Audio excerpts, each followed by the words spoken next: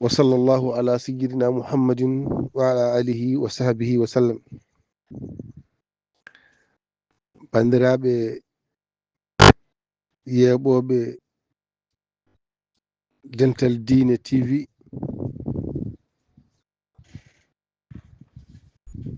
min calmini on,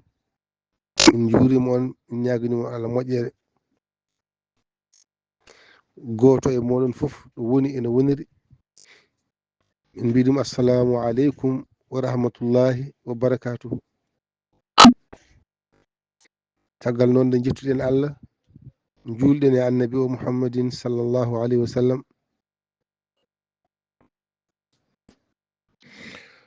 musidɗo mon ceerno Aliya Alpha Ba en arti ɗo kadi hannde jokkude jewte men l'islam, jewte men diini yenkoje ɗo e Dental Dine TV. kala ɗo keɗotoɗo Dental Dine TV woni e aduna he, en calmini ɗum, en ñaganima ɗum Allah moƴƴere,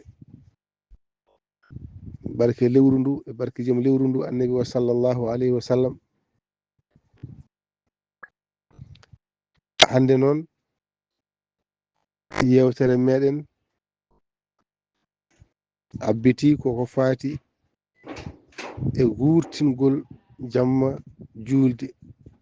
walla moƴƴere wonde e wurtinde jamma julde. jammaji moƴƴi kewɗi baraji kewɗi kadi moƴƴere wonde hen, koye ɗum kalaten hande. alhamdulillahi rabbil alamina. jamma julde ari e riwaya qala rasulullahi sallllahu alayhi wa sallam: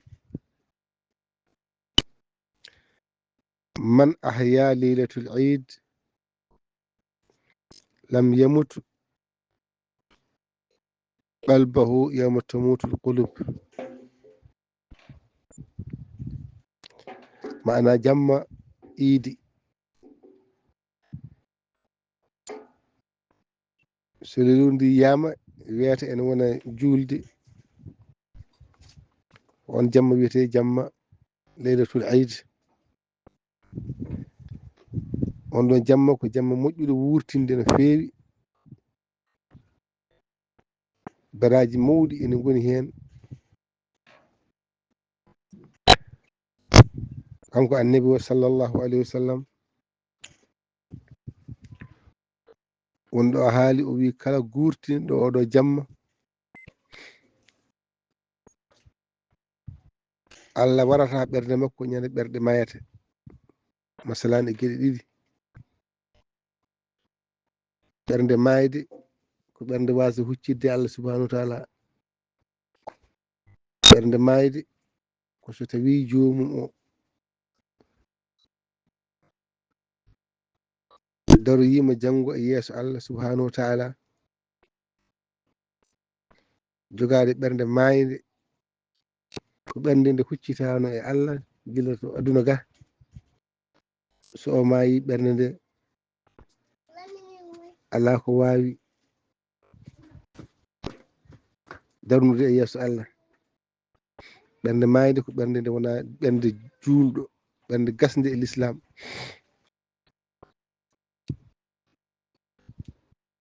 wiyama kadi are riwaya so tawi neɗɗo o mayi, no ruhu o heddorto ni, ruhu eɗen gandi mayata, no ruhu o heddorto ni ɓernde nde noon heddori. nde won noon ɓernde ko kañum woni alhaali neɗɗo o fof, gurdam neɗɗo fof. ko mudghatan iza salahat salahatil jasadu kulluhu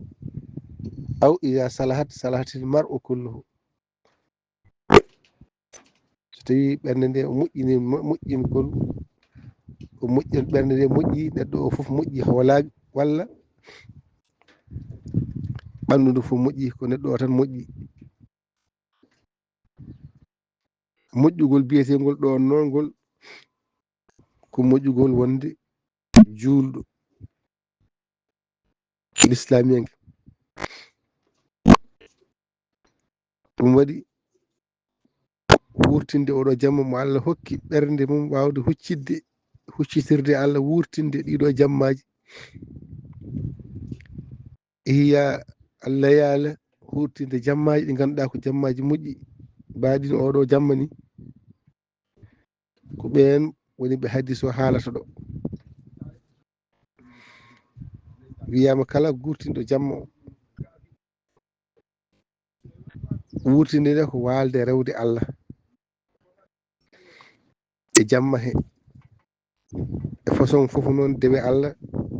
e kattanɗa. sa wali hen janngude Qur'an fotte mbawka ma neɗɗo kam wawa rewde Allah no fotiri ni ala ko fodde ma an bawɗe ma. sa wali janngude Qur'an koye wurtinde jamma he jeeya. sa wali wadde tasbih e takbir e tahlil walde wadde subhinde e wadde kabbirali e wadde haylalla wadde la ilaha illallah tawa paaliɗa tan ko mawnanirde ɗum Allah rewrude ɗum Allah kono ɗaɓɓude to Allah moƴƴere saabu weeli Allah gonɗo e oɗo jamma. walla mbawɗa ni an ko nafɓude jawdi ma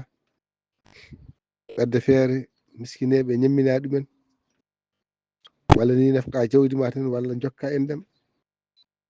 walla mbaɗa gueɗe moƴƴe ɗe ganduɗa ɗe ene gona sababu dañde moƴƴere aduna e lakara ɗum wiyete wurtinde jamma tawa a walani tan ɗanade walla jejjita jamma o e hoore mum. saabu wurtinde jamma ko e annoraji mawɗi jeeya ɗi ganduɗa ene gona sababu peewal neɗɗo o ene gona sababu neɗɗo o heɓde moƴƴereji aduna e lakara e konngol annabi o sallllahu alayhi wa sallam. ɗum waɗi neɗɗo o ene moƴƴi e makko o anda ɗiɗo jammaji ko jammaji ɗi ganduɗa so tawi neɗɗo o wurtiniriɗi ni wurtiniriɗi dewal Allah subhanahu wa ta'ala yettinan mo e ɗiɗo moƴƴereji kala. ɗum waɗi ene jeeya e jamma o ha weeta subaka o fofo jokkodiri jamma o ha weeta subaka o fofo jokkodiren ay subaka iidi o fof ko hen jokkodiri kono ko guila jamma o to fuɗɗi on ɗo ara riwaya haɓiri ɗum ko Anas o wi man ahya layali khamsa o wi wajabat lahul janna o wi layali khamsa jammaji 5 ene goni e nder hitande nde jammaji julɗi ɗi kalaten ɗo ɗi ko hen jeeya e nder hitande nde waɗi jammaji 5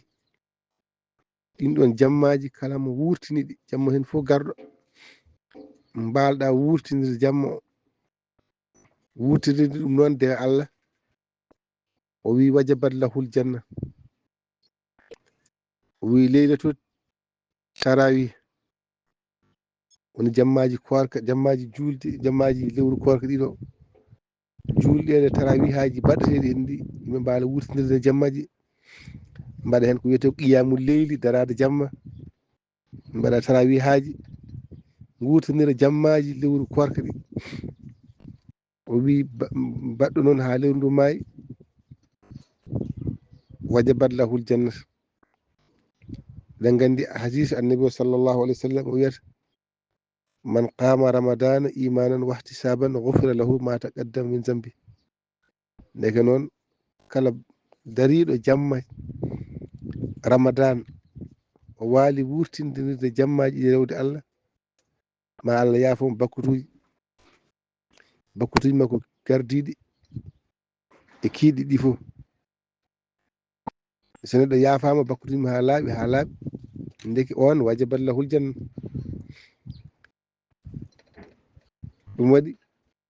e leylatul arfa jamma arfa ñande yaaɓe hajju nden daroyto arfa eɗen nana ɗum ɗum wiyete arfa ñande ɓe daaƴoyi arfa on ɗon jamma kadi kamɓene ɓe mbarata ko wurtinde jamma o kono neɗɗo woni e aduna fof kañumne en tulni ɗon wurtina jamma o wurtinira jamma o rewde Allah janngude qur'ana ene mbiɗen ni rewde Allah onne kadi wajabat lahul janna. walla leylatul nahri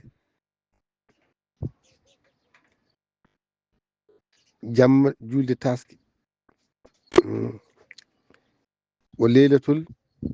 fitri jamma julde korka woni mo kaalaten ɗo o jamma julde korka jamma paaɗo ɗo o walla so jamma julde taske ko jamma julde tan jamma julde kanji ɗiɗi fof poti hen so julde korka so julde taske kala hen mum neɗɗo dari wurtinde wajabat lahul janna. ɗum waɗi ko julde korka kam jamma mum paaɗen ɗo ni jamma garowo inchallahu taala mbatten haqqillaji moƴƴi walde wurtinde jamma fodde kattanɗe ma so tawi ko sakkade walla so walde janngude qur'ana walla so jokkude enɗam mum walla so yaade moƴƴere aɗande daranade julɓe wallude ɗum fof koye wurtingol jamma he jeeya. wa leylatun min nisfi chaban wonne ko hen jeeya 15 yaawa ɓe mbiya 15 yaawa won yaaruɓe horde ñalawma wone moƴƴi hoorede ɗum kadi baraji mum ngari hen kono ko jamma o wurtingol jamma o kalten onne wurtinire dewal Allah wurtinirede dewal Allah koye ɗiɗo jammaji jeeya kañumne ɗiɗo fof o wi kala mo ganduɗa waali wurtinirde ɗiɗo jammaji dewal Allah wajabat lahul janna. aljanna waɗɗimama Allah waɗɗinama ko aljanna masalan mana ma Allah nannumo aljanna e yurmede mum e barkeji gonɗi e ɗiɗo jammaji puisque ɗiɗo jammaji wurtinteɗi ɗi gona jammaji ɗi ganduɗa ko pamɗuɗi koɗi jammaji dewreteɗi Allah kono kewɗi moƴƴere gonɗe sababu dañde moƴƴereji fof jokkodiri kadi e julde nde ɗum waɗi Allah wiyama ene nela malaikaji mbaala kadi wurtinirde jamma o e yimɓeɓe ha subaka julde o e hoore mum are hadis goɗɗo hawdugo bay haqqi o yabasullahu lmalaikata ila l ardi wa yunaduna bi sautin yasma'uhu jami khalqillahi illa al insa wal jinn. o wi ñande julde so yimɓe pini dawri julde subaka o Allah subhanahu wa ta'ala ene nela malaikaji e leydi he jippo e leydi he ɓe nodda sawtu mawɗo kamɓe malaikaji ɓe noddodira ɓe kaala sawtu mawɗo sawtu o hunde fof ene nana sawtu o kala ko Allah tagno e aduna he ma nan sawtu o illal insa wal jinne sona yimɓe jinneji nan ko yora koye en ɗiɗo mbiyete yimɓe jinneji mbiyete chakalayni yora koye en ɗiɗo ɗum waɗi eɓe kaɗa nande walla eɓe mbasa nannede ɗeɗo gueɗe sawtuji malaikaji walla wonɓe kubur wonɓe goble en maaɓe no goniri goble en lepte ni caɗele keɓata e leptugol e nder guenale yimɓe ɓe ganduɗa ene lepte e nder genale ko yimɓe tan e jinneji goni ɓe nanata sawtuji ɗin sawtuji nanata toon kaccali malaikaji nanta gulaji ko so wona noon tawa ko annabaɓe e nelaɓe ɓen keewi nande woni mabɓe Allah rokki ɗumen martabaji nande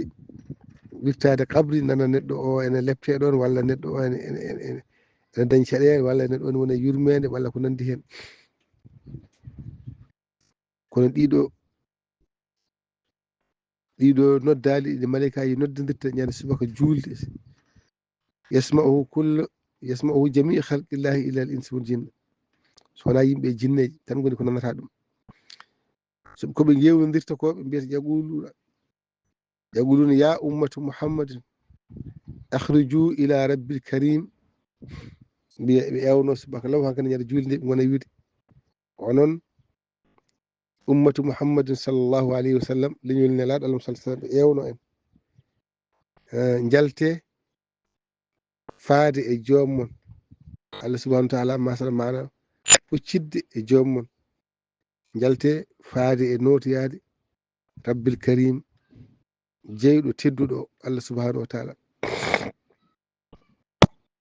wa iza barazu ila musalla yimɓe so jalti faade e juulirde yimɓe pini subaka jalti faade e juuloyde hankandi yimɓe ene jalta e mbaɗa sappeji ene jalta ene paye juulirde ene jahata juuliya ila musallahum faade juulirde mabɓe yaqulullahu ashadukum ya malaikati Allah subhanahu wa ta'ala ene yooɗe julɓe so mbaɗi sappeji ene juuloya ene jalti pummirgal ko ñawmu zinata ñalawma cuɗade ñalawma weltade Allah subhanahu wa ta'ala ene yooɗe ɗin sappeji malaikaji Allah ɗi ne jooɗe ɗin sappeji jalta e beddaji daro ene jeeɓa julɓe ene jaha pummirgal on saha Allah subhanahu wa ta'ala wiya ashhadukum ya malaikati onon malaikaji am ɗi mi senni on inni ja'altu sawabahum min siyamihim sahri ramadan wa qiyamihim rida'i wa maghfirati wi Allah subhanahu wa ta'ala wi malaikaji mum ɗi mi senni mboɗo senna on min Allah subhanahu wa ta'ala mboɗo senna on onon malaikaji yon ceedo sabu am weltanadeɓe sabu am yiddeɓe mi waɗi baraji korka mabɓe ka e lewru ramadan mi waɗi baraji korka mabɓe ka o qiyamihim e darogol mabɓe jamma ɓe gurtina jammaji ɗi kalden joni ko darde mabɓe dartono jammaji ɓe gurtina jammaji ɗi e ñalawmaji ɗi ñallanno horde ko sawabu baraji ɗi fof mi rinni waɗi ɗum rida iwo maghfirati mi watti ɗum weluyam min Allah e yaafuyam min Allah ɗo mabɓe ɗo mi wattiniɓe ɗum weluyo Allah mi wattiniɓe ɗum ana andi masala mana yaafuyam min Allah mi wela mi watti mi hokki mi dañi weluyo Allah weluyo am min Allah ɓe dañi kadi yaafuyam min Allah subhanahu wa ta'ala masala mi welamaɓe kadi mi yaafimamaɓe dennagal bakkutuji mabɓe sabu baraji nduɗo lewru par ce que wi on saha malaikaji ɗi yafrahul malaikatu ma uqdiya hadhihi l ummata malaikaji ɗi belto no feewi sababude ko ngol ɗo leñol nelaɗo Allah muhammadin sallllahu alayhi wa sallam rokka ko Allah subhanahu wa ta'ala rokkiɓe to mum dañde ɓe weluya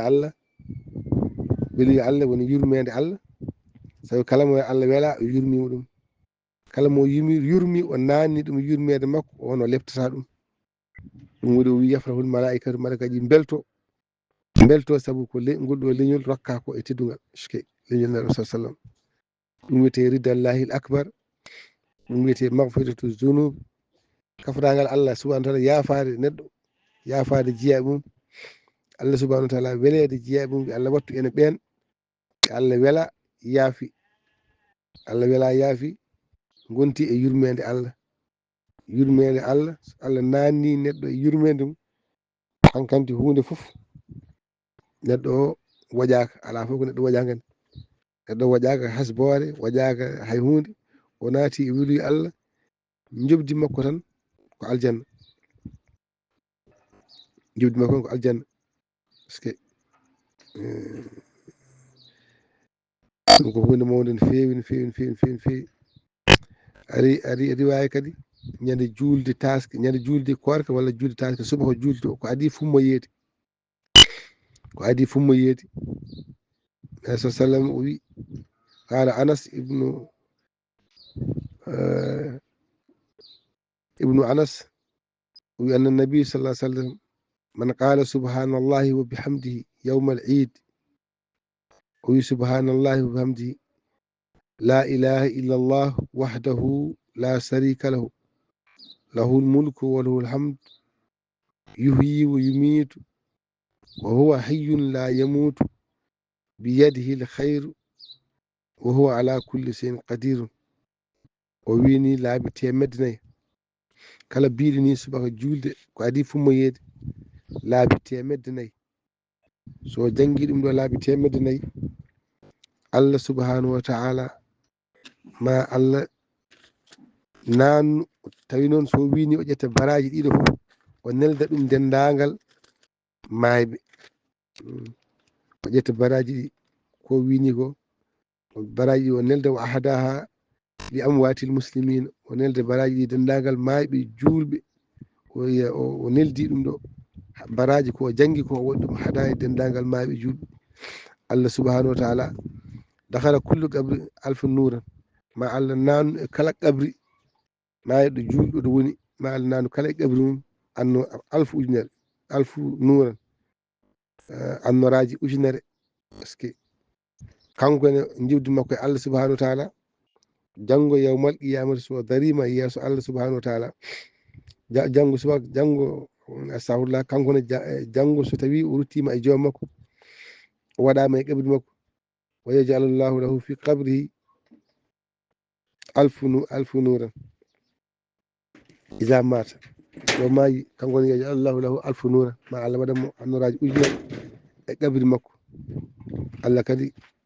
hafranamo dendagal bakkutuji makko.